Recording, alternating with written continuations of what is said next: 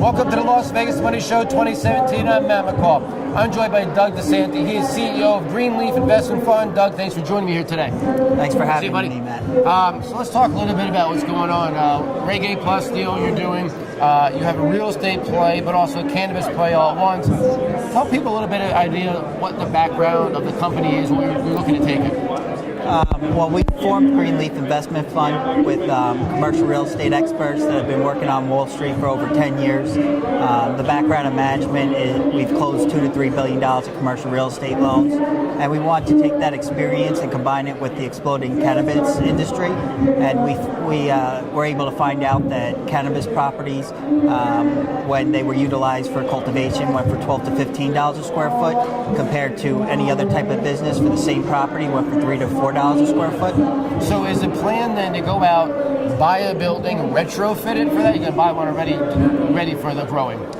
We're going to buy them already retrofitted for the growing and then lease them out on triple net terms. Okay. 10-year leases with 5-year options, and we've already been contacted by growers with operations already set up that are looking to expand, that specifically located buildings that they'd like to expand their operations into. What states are you looking to do this in?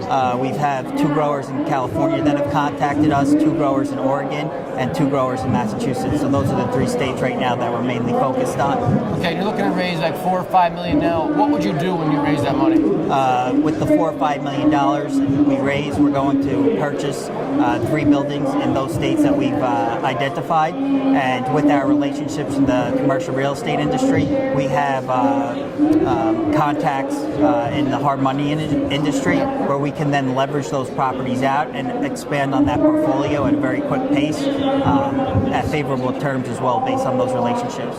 Okay, so when you think about this, when you look at your company, if you had to describe it as a cannabis play or a real estate play, what would you think? And you don't have the answer, but what would you think that you'd describe this as? The heart of the company is a real estate play. We're a real estate company run by real estate professionals who are experts in the industry that have closed and managed billions of dollars worth of commercial real estate properties, but we're taking advantage of the cannabis industry's growth and high rents and yields that the properties provide. But at the end of the day, we are a real estate play. So how do you calm the people out that say, they hear cannabis, they automatically think marijuana, they think illegal, and they think, this isn't for me.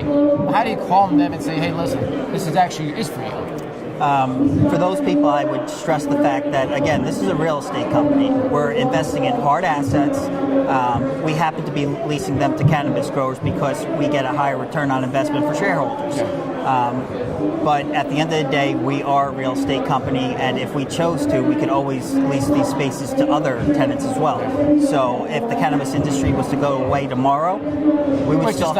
Which is not going to. But for people's fears out there, we still have a hard asset with commercial real estate experts that have grown portfolios before, so we can still, without question, execute on our business plan, even without cannabis growers. Okay, so before we wrap, somebody out there watching says, I want to give this a shot, I want to invest. What's the minimum investment, and where can they do that now? Well, right now we're holding our crowdfunding at crowdvest.co. That's crowdvest.co is the platform that we're raising our funds on. And since we're a Reg A Plus Tier 2 company, we're fortunate enough to be able to accept investments from accredited and non-accredited investors.